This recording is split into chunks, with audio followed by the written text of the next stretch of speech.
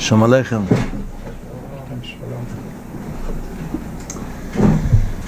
So how do we make davening meaningful again? And really, the whole story begins when we ask ourselves, what does davening really mean? What does tefillah really mean? So is tefillah just a routine of rules where you come every single day and you chant words while you get up and you sit down? Is tefillah just about asking Hashem for the things you need? And if tefillah is something else, and we all know that it's something else entirely, then how do we actually get to experience it? How do we get to feel it? How do we get to know it? So I want to explore with you the effects of mistranslation. And this is the first key that unlocks what tefillah is all about, is learning to understand how words affect us and how mistranslation takes away the entire experience. Last week, I was learning with somebody and I took out an Aryeh Kaplan Chumash. It's called the Living Torah. And I was comparing it to a ArtScroll Chumash. We had two Chumashim open. And I was looking and I was just comparing the translations. And I came to the words, Elohim Acherem Asher Lo Yadatem. Elohim Acherem Asher Lo Yadatem. Now how would you translate Elohim Acherem Asher Lo Yadatem? Other gods which that you don't know. And that's how ArtScroll translates it, which is a literal translation. Now if you look in the Living Torah translation, he translates Elohim Acherem Asher Lo Yadatem, novel spiritual experiences. Elohim Acherem Asher Lo Yadatem, novel spiritual experiences. Which, so he brings footnotes and he'll show you exactly how he came to that translation, but that's the way he translates it in Parshas today. You can check it out. Now what struck me was I was learning this with a boy who had no background in Hebrew. He was a boy in a co-ed school and I was trying to learn with him Chumash. Now when I asked him which translation has more effect on you, obviously novel spiritual experiences, because he has nothing to do with other gods. I don't know anybody who actually identifies with the term other gods. It's just not words that we use. When you talk about spiritual experiences, hey, there's many different spiritual experiences. There's a whole list of novel spiritual, and now with the Torah is saying, Hashem says, I want you to have Jewish spiritual experiences. So then suddenly it becomes alive and it becomes relevant, and that's why he made it into a living Torah. So for example, how the Jews get horns? Everybody knows Michelangelo has a statue with Moses has horns. Where did the horns come from? Carrot oil. So it came from Kikaron Oir Panav, right? Kikaron Oir Panav.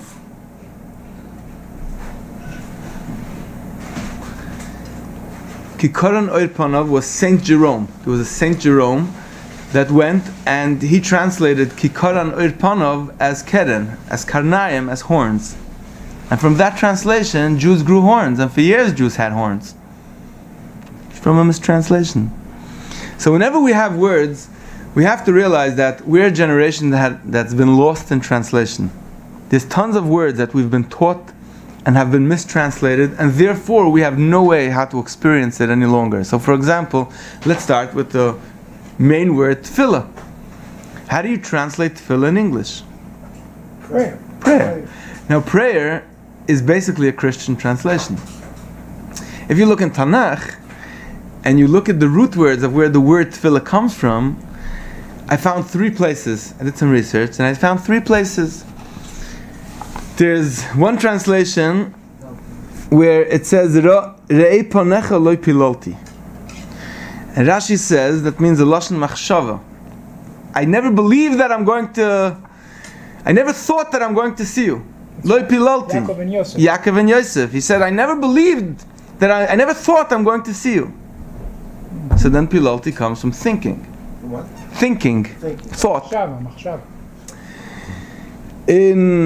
There's another pasuk in the bottom, Ki lo kitzurenu tzuram v'oivenu pelilim.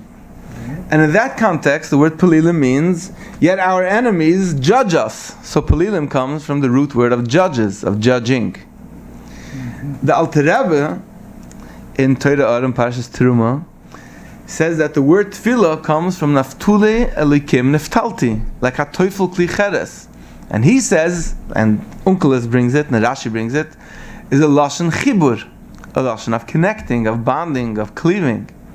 So we have three translations, three different psukim, which show us that tefillah has something to do with judging, something to do with thinking, something to do with connecting. I think naftule, it's tefillah. It's the same. Rashi says naftule comes from the same right. Palel, pelilim, judging comes from tefillah, and pilalti, thinking, also comes from the word tefillah.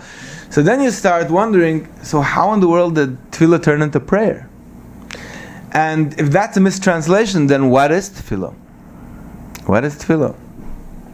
Now I want to ask another question that I found very fascinating. I found this question from a course from Jonathan Rieti. He asked this question and I found it very interesting. The Siddur as we know it, everybody has a Siddur. When was this Siddur formed? When was this Siddur compiled and put together? And approximately 2,000 years ago, the Siddur was compiled somewhat to the version that we have it, and then there was different nuschos that formed over the years. Now, if the Torah was given 3,300 years ago, well, how were they mispalel for 1,300 years between the Torah being given and the Siddur being formed? What was tefillah then? And that's a question you have to wonder. Now, if you open up, there's a Sefer Shtapach Sanefesh from Reb Nachman, one of the Talmidim from Reb Nachman wrote. In the Hagdama of Shtapach Sanefesh, he actually addresses this question, and he goes through Maramukoimis from the entirety, from all of Tanakh, where the sense you start getting is that everybody was mispalel. Mispalel meant when you were aware of choices you had to make in your life, and you connected and you were aware that Hashem is creating you and your problem and your issue, and that it's all here for a purpose, and you brought your experience of your life in the awareness and the presence of Hashem. When you judged yourself in front of Hashem, then suddenly you were being mispalel. And then you were connecting to Hashem as well. Because the way how we connect to Hashem is by experiencing Him, and the way how we experience Him is through our thought processes, through our experiences, through our struggles, through the things we go through in our life. When we bring awareness of Hashem into it, and we include Him in it, so then suddenly we're connecting to Him. So tefillah was really an experience of connecting to Hashem. Now at a certain point, people expressed their connections in certain words, and eventually Jews were exiled. And as Jews were exiled, Chazal saw that we have to make a systemization, a way how the art of being connected to Hashem constantly is going to remain. So then the Siddur was formed. And the Siddur has a structure to it, and there's a pattern to it, that when you learn and you follow it, then it's possible to re-experience that awareness of Hashem that we come from and that we live for. So then, once you get that concept, suddenly we start wondering, so where did we go wrong? Why did tefillah become like minion machines? How did tefillah suddenly turn into an exercise of chanting words? How did tefillah become what we know it as today, as a monotonous, boring activity where you're just on the repeat mode? How did it happen? And there's a very simple explanation. I have a yeshiva and I teach boys. And one of the things that I've become aware of again and again and again is that the first building block towards understanding is language. So for example, if I give you the most eloquent poem in Chinese, and I'm going to practice it with you every single day, just the Chinese words, and I'm even going to sing those Chinese words with a song, It's going to be the most beautiful song you've ever heard. And you might actually enjoy the song, but you still don't know Chinese. And eventually, you're going to get bored from that song.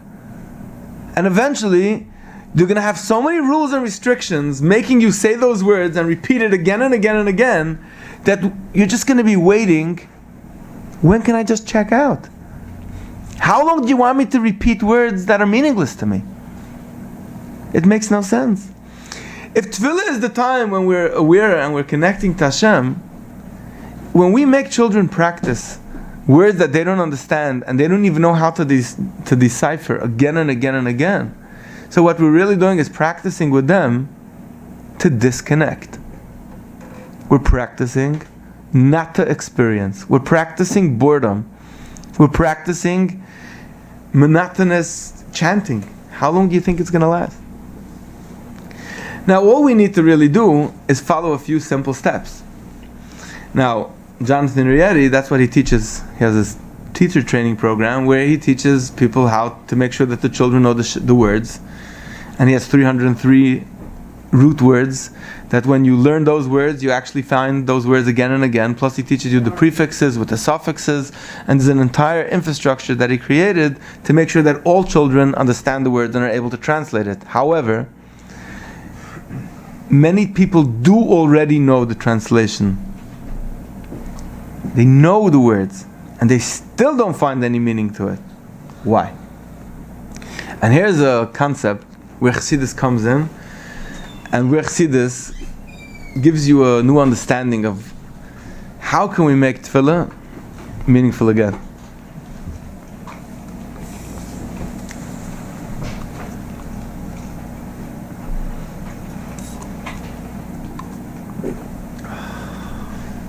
Chaim.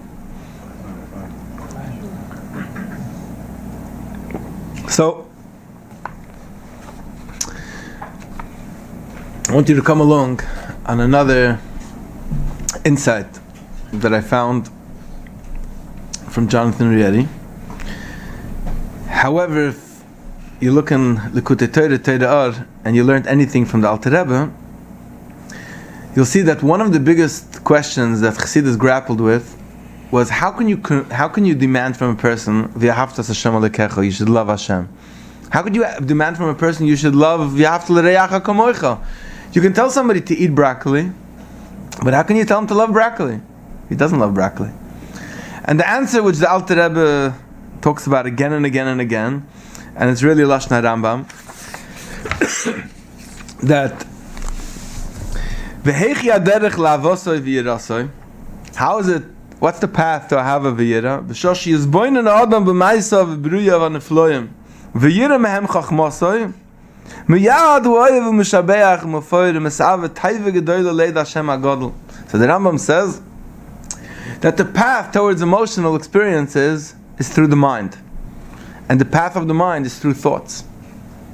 And that's the entire argument that Alter Rebbe makes many times, that in order for a person to be able to experience emotions, he has to learn how to train his thoughts and focus his awareness on concepts which are going to lead him and bring him to an emotional state. Now, it might sound foreign, but we do it all the time. When somebody gave you attitude, or somebody did something where you felt embarrassed, or you felt somebody ripped you off, and you walk away, and you're thinking about it, and you're stewing in it, and you're repeating in your mind again and again, and you're thinking those thoughts that you're reviewing again in your mind, and you just can't. Somebody even comes over to talk to you, and your brain just goes right back to that place where you're repeating again the story that happened in the situation, and you find yourself feeling emotions. What you're doing then is you're focusing your awareness on a certain thought again and again and again. And it's so powerful that you can't even stop. It overtakes you. So we practice the Alter Rebbe's method of his boinanus all the time. We do it all the time. We're experiencing it all the time. We just have to learn how we do it in tefillah. And then we could create these emotional experiences where we feel shvach and haidoya and gratitude and thankfulness. And then we could start enjoying and making tefillah meaningful again. I think, Rabbi, the problem is with the tefillah, most Americans, they don't understand the Hebrew. So It's a problem. we're going to get to there, and we're going to address why do we as Americans who don't know a fluent Lashon Kodesh, what do we do? But first I want to address the people who do know Lashon Kodesh, and they do know Hebrew, and they're still not connecting to Tefillah. So I want to share with you a story that made a very big difference in the way it unlocks a key. There was a story that was going around on one of these pamphlets where there was this guy living in Crown Heights, and the story was that he used to deliver groceries to the Rebbe's mother, and then one time he delivered groceries and he became close with the Rebbe's mother, and he asked her, what tefillah is your son's favorite tefillah? And it was like an interesting question to ask, but anyway, she got back to him the next time he came, that she asked him, and he said, the Rebbe said his favorite tefillah is Moedani. And he found it very interesting.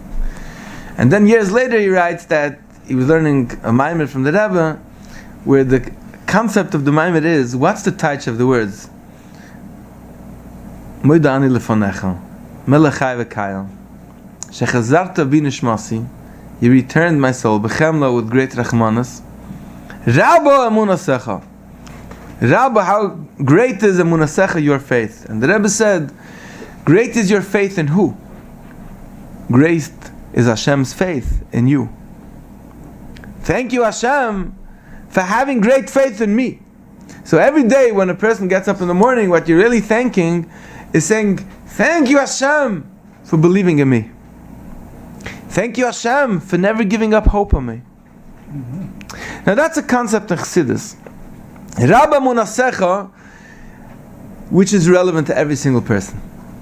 So beyond the literal translation of the words, there's a message which is hidden in between those words. And when you pull out that message and you have somebody focus on that message, suddenly it's relevant and it's alive. Because every person who's honest, they'll tell you, if you look back, who's somebody who you love, who you believe in? Somebody who believed in you. When you had a teacher who you knew believed in you, you're going to be dedicated and connected to him your whole life. It could be he wasn't the greatest speaker. It could be he was like nervous a lot.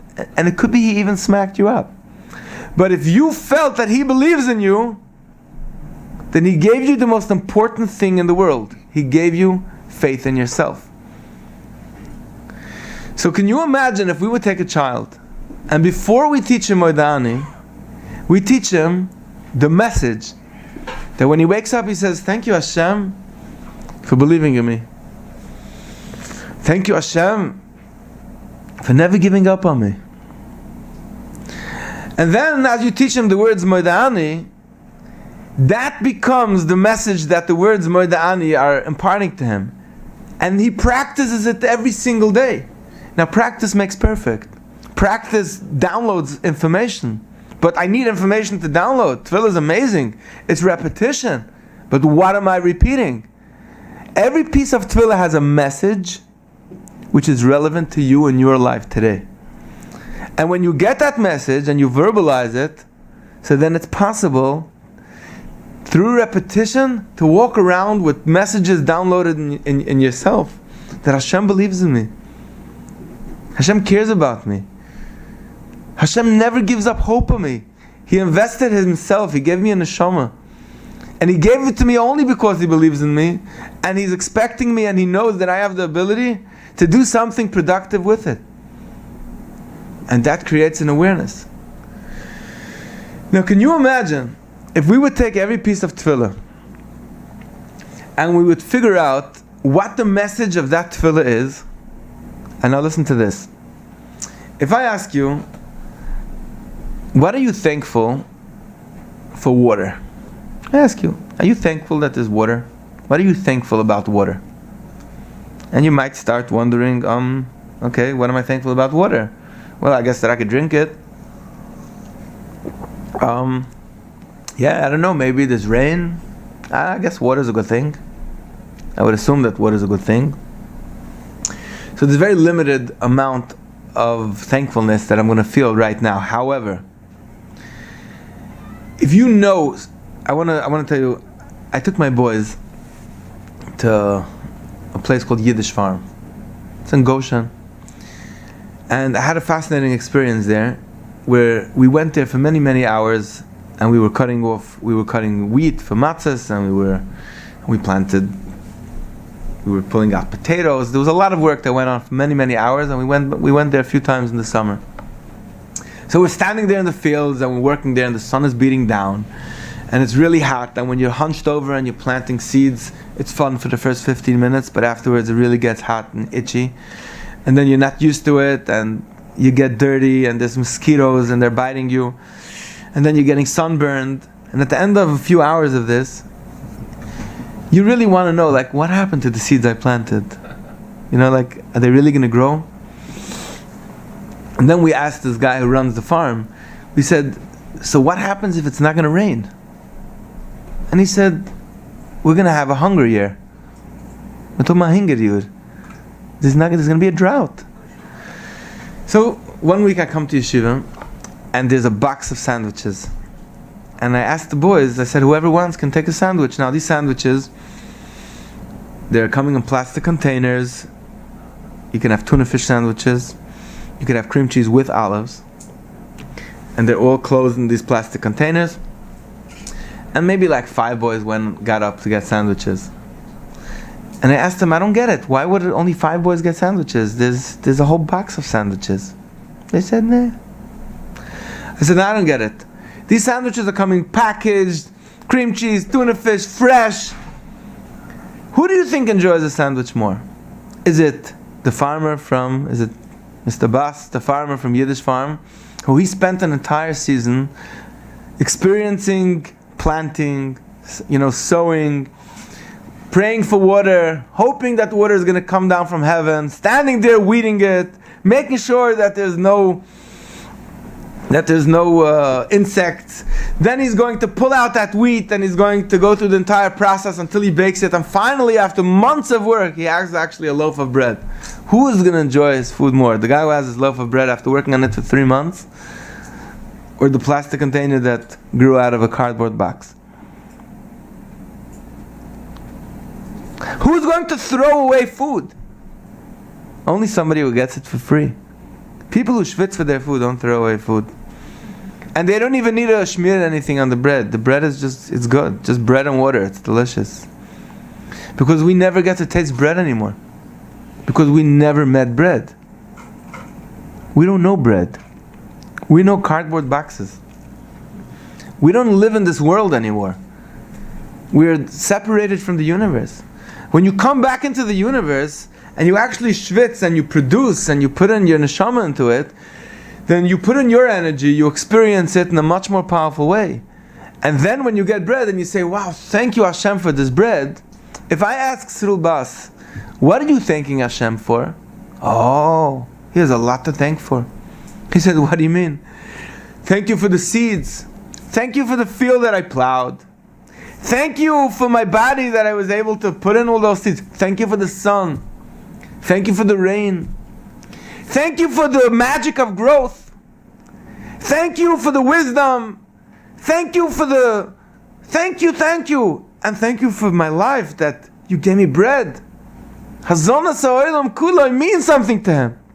Because he knows information about it. And he doesn't only know the information, he's living that information. So it's real. So when we give you words to say, but you don't know nothing about it, you never experienced it, you never lived it, you never went through the process of waiting for it, of having emotions connected to it. So yeah, okay, it's better. I guess it's better to have a plastic sandwich come out of a box than not to have it.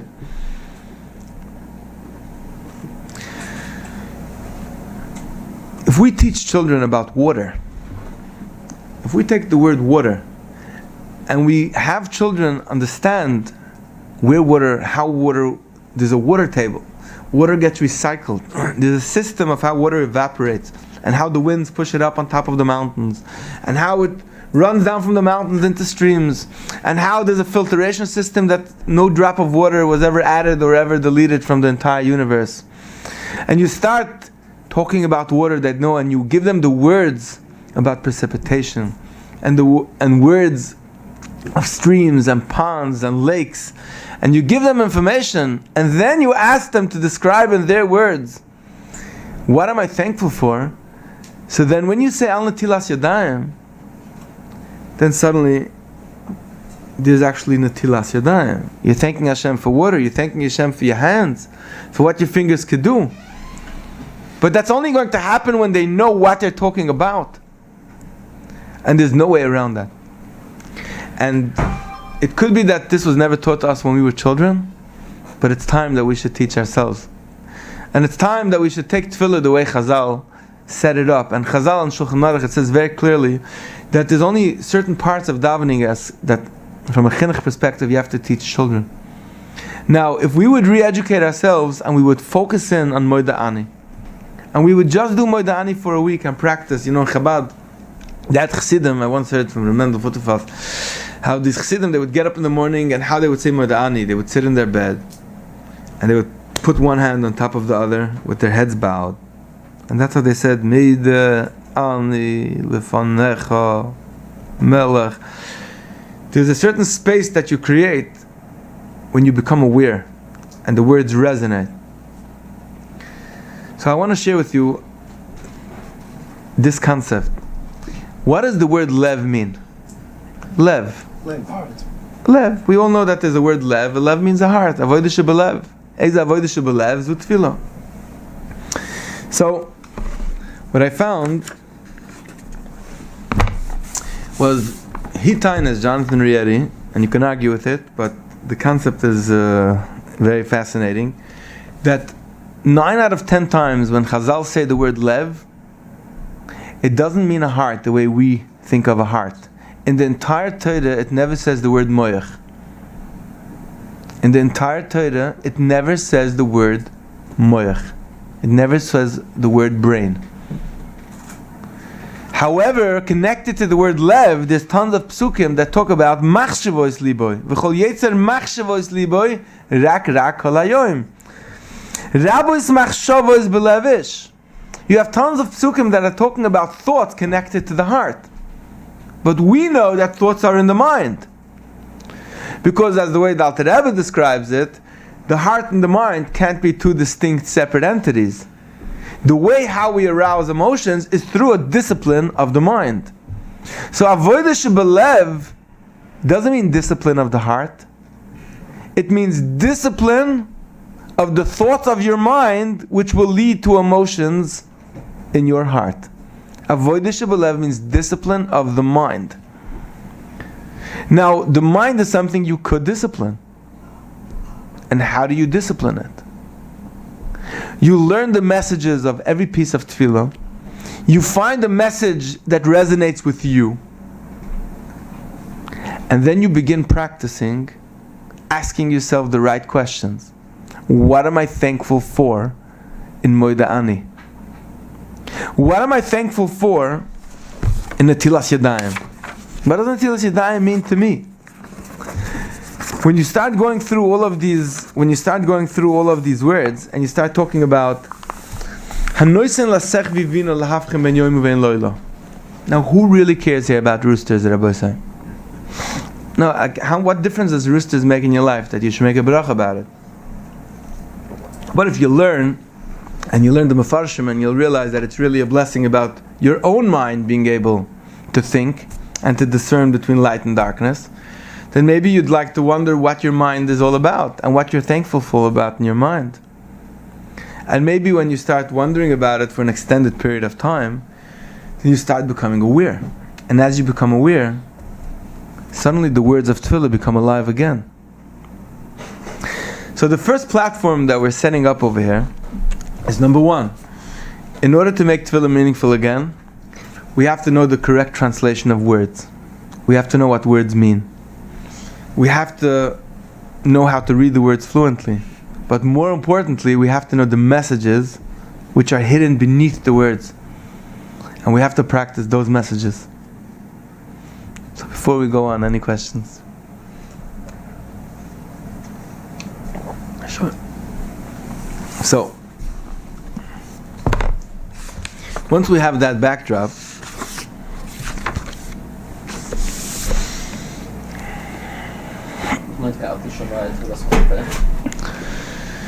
So, just the words, Ki ata shemeya tfilas kol peh. You listen to the tefillah, kol peh, of every single mouth. So, what comes up right away is the Chassidische Taj, a very famous Chassidische Taj. Ki ata shemeya tfilas kol peh. Did you, Hashem, listen to the tefillah of every feh, even somebody who's a feh? No. So, we're going to get there. Now wait, we're going to go into the next step of Lamaze. Part of tefillah is bakashas tzirachim, and there is a pattern to tefillah, there's a system to tefillah, but we just have to understand the context of, before we go into what tefillah is, that tefillah is only going to start becoming alive when we know words, we know translations, and we understand that tefillah is about connection, and that we know the messages which are relevant to us. Once we get that as a yesod, now we could build on what the system of tefillah is. So exactly what you're saying, tefillah is about words and about connection. So let's take this example, Ki ata shemet tefillah is kol peh, or peh. So you're focused on the end of the words, but what about the beginning? Seemingly, the critical part of that statement is Ki ata shemet tefillah. Ki ata. When you say that you hear the prayer, so if the you is very clear and it's obvious the you that you're speaking to, that would really level out tefillah and make it the experience it needs to be. So okay. That's what I so let's go there. So let's go there. Yeah. Okay. So before we go into tefillah, let's go into. It all comes back. Everything always comes back to translations. So let's talk about common words in tefillah and what they mean. Okay. Let's talk about the word Baruch Ata Hashem Elokeinu Melech HaOlam, which is the Ata you're talking about, just to give it a little definition that we can experience. Now, English translation is Baruch is blessed, right? Blessed are you, Hashem. Now, the word Baruch, it's one of those almost mistranslations. I can't say it doesn't mean blessed, but it's. I just want to explain, for example, prayer. When he said Ki ata shemet tefillas kol peh, means a prayer.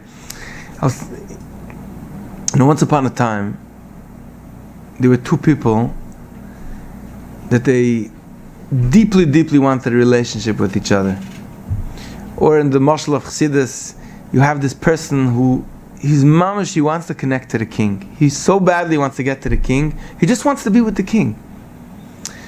But you can't just call up and say, hey, I want an appointment just because. They say, what for? What purpose? So suddenly this person comes up with this brainstorm, hey, I have a way how I can connect to the king. I'm going to ask him for something. I'm going to find an excuse how I can get to him. So he comes with needs. And he says, king, I just wanted to come. I need this and that from you. But really he's not interested in what he needs. He wants the relationship. He wants the connection. Now eventually what happens, like all other things in life, is that eventually we forget about the relationship and we only get stuck on the needs and the wants. But the whole concept of asking for needs, let me ask the question different. If Hashem is a kol yochel and He can do everything and He loves you and He cares for you, so then why can't He just give you whatever you need? Why are you lacking anything in life? Why is anyone lacking anything in life? Why are they rich? Why are they poor? Why are there people who are smart? Why are there people who aren't? Why are there weak people? Why are there sick people? Why is 98% of the wealth of the world owned by 2% of the population, or whatever the numbers are? Why is there inequality? Why is there injustice? Why? There's a billion whys. Why? Why is there a needy world? And the answer is, because ultimately, Hashem wants us to make a dira b'tachtonim. Now, what a dira b'tachtonim means is it's a process.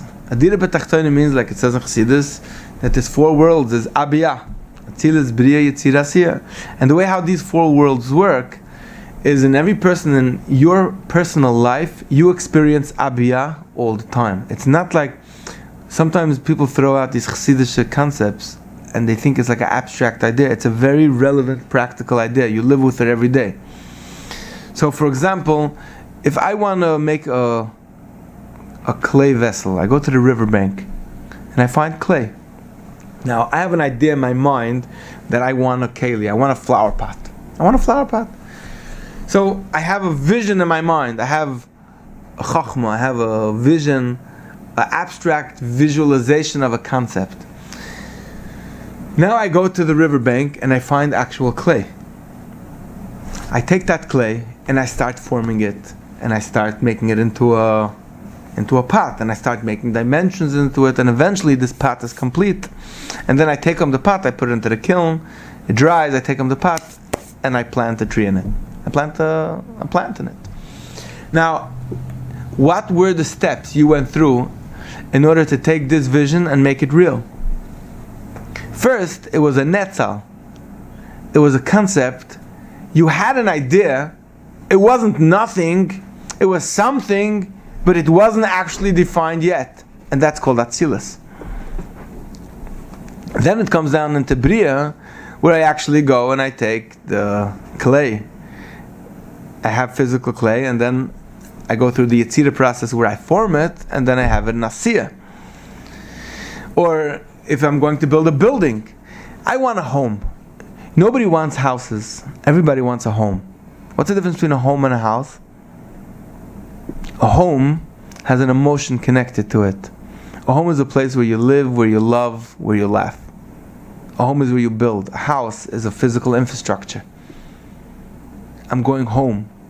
I'm returning home. I'm not returning house. I'm returning home. Jerusalem is my home. I want to go home. I'm homesick. I'm not house sick. I'm homesick. So when I want to build a home, I have a vision of love. I have a vision of building. I have a vision of stability. I have a vision of safety. But in order for me to get to that vision of safety, I have to go through a process where now I have to go through the Chachma Bina Das, where I have to take this vision and I have to be boina. I have to have a guy make the blueprints, and I have to have a guy who's going to be a contractor, and he's going to subcontract everything, and there's going to be all different difficulties with measurements and all different types of restrictions that I'm going to have to go through until it's going to go through the process until the end of Yetzirah, and then I have it in Asiya, and I have a finished house, and now I can make that house into a home. And then when I make it into a home, it's Soif Maisa b'machshava tchila. I return back to the original intention which I had, which was to have a home. But I went through the process which I formed the real physical house, and now I could actually live there. And that process is what's called in Chabad, what Alter Rebbe taught, is a dira b'tachtonim. Hashem wanted a dira b'tachtonim, means Hashem has a vision. He has a vision of being experienced and felt in a physical world. But we have to go through a process of abiyah. We have to build him a dira. And the way how we build a dira is that we take this inspiration of realizing that he's there, and we take all the different things of the world. We take trees that Hashem planted, water that's flowing, rocks from the earth, fire from, fire. We take all the elements of the universe, and we say, how can I build with this something? How can I create something with this? And as you create it, you're building up Hashem's world, and you're creating infrastructures, and people are able to communicate, and then intellectual abilities start becoming developed, and people begin comprehending that I'm here for a purpose. I can't just use things for a meaningless existence. I'm here for a reason. I have to know what I'm here for. There has to be a purpose for this. And all the humans of the world search for that purpose. They say, Hashem, how can I experience you? And people, they build shuls, they build temples, they try to find ways. They shear, they care, they build hospitals, they take care of the downtrodden, of the poor. They try to make rules, social justice. They try to make governments, infrastructures to protect the weak. These things come from somewhere. This is dira b'tachtonim. When you walk out on the street, in the street lights, that's dira b'tachtonim. That means you can actually do things and get to places in a safe way, b'tachtonim, in a physical world, because people understood that your life is valuable. People understood that we have to respect each other. You can't just be stam, do whatever you want. There's law, there's order. There's a reason for this. And everyone tries to find meaning in this world. Now, the tool, the technique that Hashem gave us, that Chazal gave us, is something called tefillah. And that's the process when we connect and we realize what we're doing and what we're doing it for. That's when we put the meaning back into our doings. That's when we decide to become humans. We say, Hashem, why am I doing what I'm doing? What am I living for? Why is this happening to me? What am I thankful for? That's when you start asking the questions that lead you to inspiration, that lead you to thankfulness. So let's come to the word Baruch. So we said Baruch comes from the word blessed. I was in the middle of telling you why tefillah, where prayer came from. The intention wasn't that you should ask for things. The intention is that you should experience Hashem. Prayer is the excuse of how you get to connect to the King through asking for things. So if I take it onto the word Baruch, so Baruch is blessed, okay. But the real translation of Baruch, I found two translations. He brings this, Jonathan Rieder brings Baruch, comes from the word increased. And he brings all these rayas that it comes as a lashon of to add on. The Alter Rebbe says the word Baruch comes from Mavriach es hagefen. Mavriach es hagefen means to bring down. That means when you take a vine, and you bring it down into the earth, you put it into the ground, it starts sprouting new vine. That's called to be Mavriach es hagefen, to bring down. Now, regardless, with whichever one, Baruch means increased. I'm increasing my awareness of you. I'm here to increase my awareness of you. I'm here to bring down my awareness of you into a way that I should experience you. Now, if you look into Shulchan Aruch, Yud Kei Vav Kei, the name Hashem, there's different experiences of every word. The Yud Kei Vav Kei. You skip over the you. I have something on the you. Okay, wait. No, I want to get to the you after we go to Hashem Elokeinu. I'll go back to you. Right, because first let's go to names, and then let's see how names work, and then we can go back to the you, right? So Yud Kei Vav Kei is Hashem is the constant supervisor. That Hashem supervises the entire universe, and Hoya Hoya V'Viyah means that He always was, He is, and He always will be, and He's everything. When we say the word Elokeinu, it's Takef Ubali Yecholis Ubala Koiches Kulam, and when we look at all the powers in the world, and when we say the word powers, people, you say power. What's power? I don't know. Power is a very general word. Power. Anything could be power. When you define power, and you say, tell me about powers. Tell me about power you experience in the world. Power. So you could say, wind is a power. Is wind a power? It's a powerful force. It could blow down trees. It could make tornadoes. It's a power. It's actually not even such a violent power. It actually is what brings clouds across the world, and it actually makes that the power of water should be able to reach all corners of the world. So is water a power? Oh, water is a power. Sure, it's a power. It generates all of our electricity comes from water. Water is a real live power. It's a power that actually gives us life. It's a power that makes things grow. When we talk about land, earth, is earth a power? Oh, earth has a lot of power. Earth is making things grow. Earth is the mother, Imma Adama. It's making things grow. There's a power of fire. There's a power of the sun. It's a real power. So when we say Elokeinu, after you know information about the sun and you know information about all the different powers that exist, we say Elokeinu means, oh, all these powers. You know who that power is? It's all Hashem. Hashem is Takef Ubali Yecholis Ubala Koiches Kulam. There's this Gewalt story from the Megala Mukas, and he says on Vayetze, that Vayetze is Vayar Yaakov Tzuras Aleph. That when Yaakov Avinu went out and he was confronted by all his challenges, he would meditate until he visualized the Tzuras Aleph. He would see an Aleph in front of him.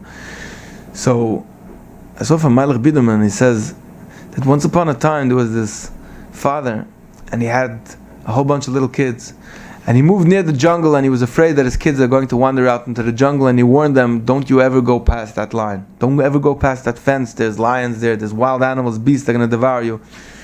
So of course, one of his kids are curious, and he wants to check out what's on the other side of the fence. That's what fences are here for, to break them and find out what's going to happen if you go across them. So he goes out on the other side, and the father's up there on his window, and he looks down and he sees that his son is going out. So the father goes and he takes a skin of a lion and he puts it on like a Purim costume. And dressed up like this lion, he goes out from the side. And as this kid is wandering around there, suddenly this lion pounces on him, and this kid runs for his life, and he's running with all his might. He jumps over that fence, he almost dies, and he runs home and he collapses, and his heart is pounding, and he's And then finally he gets back to himself after like an hour, and he says, Tati, where were you? Didn't you know that this lion is coming to get me? Why didn't you save me? And the father says, where was he? Where was I? Ani hu. Ani hu. I was that lion. I'm the lion. Vayetze Yaakov, vayar Yaakov Tzuris Aleph. Yaakov visualized Tzuris Aleph. He said, oh, Lavan. Oh, Hashem. I got it. That's you too. Nachon. It's just a custom, right? Oh, Esav. Hashem. Right? That's you. Emes, that you're Esav too. That's when we go into the world of Elokeinu, is when we start chapping that, oh, Hashem, you were that tsunami, oh, you were the water, it's you, it's just you enclosed in it, it was always you. That's the experience of Elokeinu. Melech, that's the king in control, the authority. So these are all names. But then there's the ultimate Va'ata tetzava, that's like the Maimer from the Rebbe, right? Va'ata tetzava, that Moshe Rabbeinu said, Macheni no mi sifrecha, erase me from the Sefer. So in the one parsha where Moshe Rabbeinu is erased from the Sefer, we have the only time in the Torah where it's referring to him as Ata. Va'ata tetzava, you should be, Va'ata, you should command. Va'ata tetzava. And what's the concept? That names is labels. We all have labels. Everybody fills in a label. You're a father, you're a son, you're a husband, you might be a baker, you might be a businessman, you might be a kohen gaman, you might be a melamed, you might be anger, I don't know, all different types of emotions and different labels that we attach to ourselves. But then the question is, aval mi ata? But who are you? Like the Tzemach Tzedek, everybody knows the Tzemach Tzedek was a little child, and he was playing by his grandfather, but the Alter Rebbe, and he said, Vu is Zayde? The Alter Rebbe asked him, he was sitting on his lap, and he asked the Tzemach Tzedek, Vu is Zayde? Where's Zayde? Where's the grandfather? So he pointed to him. So he said, no, there's the Zayde's cup. This is the Zayde's head, that's not Zayde. So he said, no, he said, that's the Zayde's heart. So he pointed to his hands, he said, no, this is the Zayde's hands. This is his heart, it's not Zayde. Vu is Zayde? So Tzemach Tzedek goes away, and the Rebbe continues learning, and he hides behind the door. And then suddenly he says, Zayde! And the Rebbe says, yeah! He says, Gotcha. Now I got you. That's Ato. That's the Ato experience. When you can't define it in words, you can't comprehend it in your mind, it's beyond comprehension, and it's Ato. It's you as you. And that's an experience beyond. Okay. So that's where you sit. So okay. So that's. I've thought about this idea regarding this class is about the words, and so I took a different track on it. I'll just share it, just for the sake of sharing it. So when we say Ata in the common way of speaking, let's say I say, where were you today at 2? Or, where did you have lunch today? One unique aspect about the word Ata, when I say you, I'm speaking to you. A you indicates something delineated, not something everywhere. You don't say regarding something that's everywhere, you. You, when I say you, I mean you are not him. You are not that. You are not behind me. I say, where were you? And I'm focused, I'm talking to you. I'm talking to you. You is a specific place. And imagine if you would focus in on the word Ata, and you would say, Baruch Ata Hashem, increased is my awareness of you. And you would just experience what that word means to you. Now, what Hisbonenus means in Chassidus, and that's really the secret of Tefillah, and that's something Hisbonenus really means a focused state of awareness. And like we spoke before, it's something we do all the time. And that's the whole technique that Chassidus teaches. Learn the word, learn the message that is meaningful to you,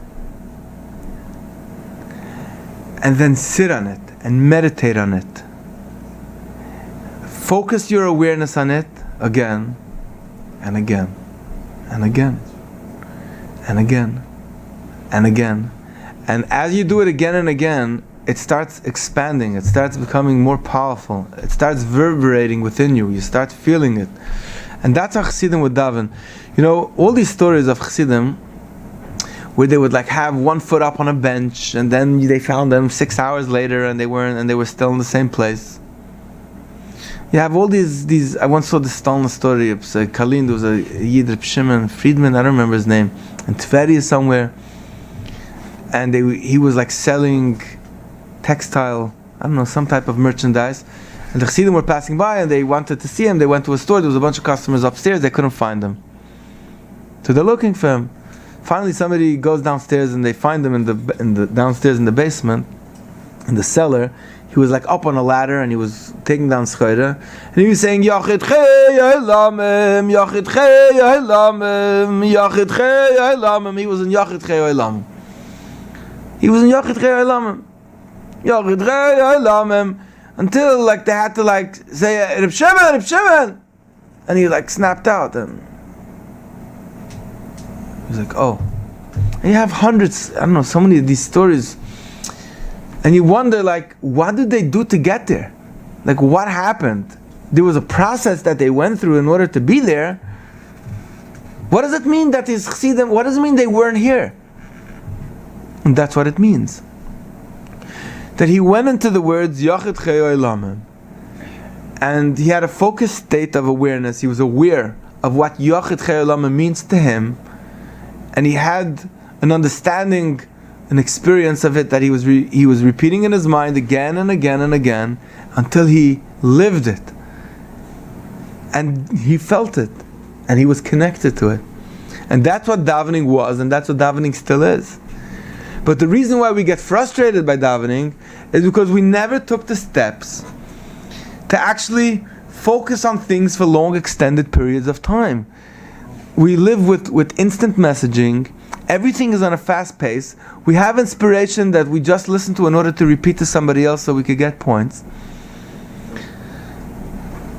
When you train yourself to take one message of Moida Ani and actually spend an entire 5 minutes on Moida Ani, on that one message for a long time, on just thank you Hashem for believing in me, and then wonder, believing in me in what?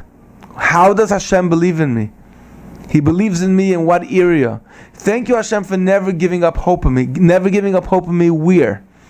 Never giving up hope in me in what? Never giving up hope in me in what area of my life? Where do I experience, or where did I experience Hashem never giving up hope on me? You have to answer those questions in your mind and wonder about it. The more details, if I tell you, if I have a piece of mango, and I say, wow, thank you for this mango. If I tell you, thank you for this juicy, orange, sweet, cube-sized mango, and you bring your attention to the taste of the sweetness dripping on your tongue, the details of describing what's happening is what allows you to experience it. The details of going into your world and understanding details of what water means to you, of the chasadim in your life. You know, I once had this conversation with a guy. He works in Outward Bound, whatever. It's a program that they take you hiking, and he described to me what the impact this program has on people. How does it have an impact? And the teretz is, people read wisdom all the time. You get these little posts where people write these amazing good lines, and it just goes on. But when you're alone in the forest, in the woods, and you have nothing around you, You have no cell phone. It's just you and yourself. You're alone. Your mom is alone. And then you taste. After walking an entire day, you went and you caught your own fish, and you're really hungry. But you didn't stop catch fish. You had to create your own method of how to catch fish. They gave you rope maybe. Maybe you had to wait there for an hour and 47 minutes until you actually caught a fish, and it was freezing cold. And then you actually had to kill that fish. And then you had to cut it open and gut it. You never gutted a fish. You never saw the insides of a fish in your life. And then you had to build a fire. These are all creating awareness of details and of investing. And when you taste that fish, it's the first time in your life you tasted fish. You're really tasting the fish now. There's nothing else in between you and the fish. When Moedani becomes that there's nothing else between you and thanking Hashem for you, and you wonder about it for a long time, then you experience it differently, and there's no shortcut for that. Nobody's ever going to find a method to make a quick fix for davening. It's either you're going to take the time to take each piece, learn a message that's relevant to you,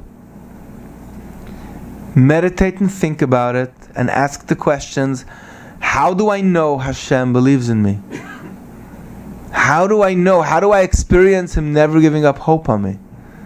And actually taking the time to feel it. You could continue saying Modani. I mean, it's fine. It's gavaldik. It's a mitzvah. It's halacha, and you should definitely continue doing it. But the way of making tefillah meaningful again is by going step by step and understanding the process of how you bring Hashem into your life. Still go on? I'm on a time frame.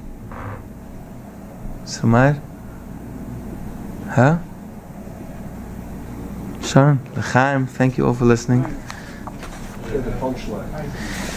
There's no punchline. That's the whole punchline, is that there's no punchline, Rabbi say.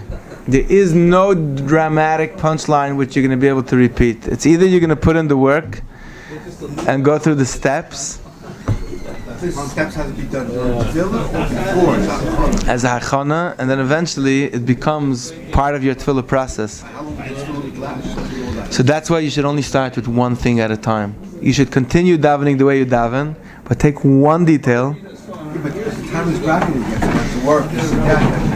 If you spend like a year or two practicing one piece of tefillah at a time and finding a message, then eventually that becomes the message that you're saying quickly, and you experience it quick.